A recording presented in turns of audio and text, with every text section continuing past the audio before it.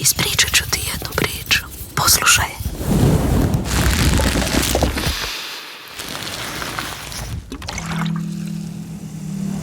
Cetina, najljepša priča iz prirode.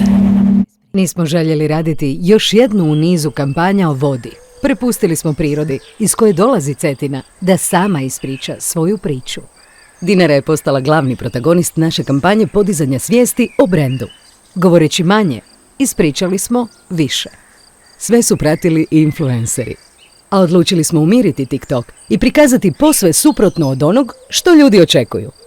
Prirodi smo dali priliku da ispriča svoju priču i u podcastu. Otišli smo i korak dalje.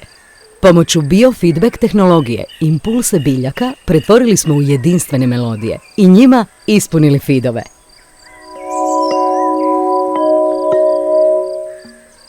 Kreirali smo dnevnik zahvalnosti u suradnji sa psihologinjom Jelenom Čubelić. Korisnici su dnevnik mogli usvojiti online, ali i pronaći u prirodi. Odlučili smo donijeti mirnoću prirode i užurbanu gradsku vrevu.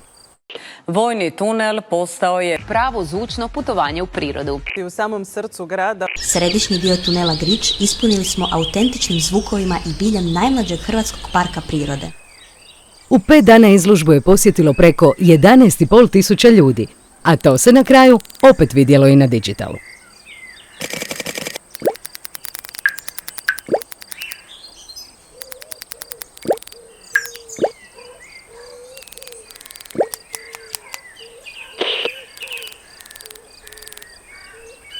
U samo 3 mjeseca kampanje postigli smo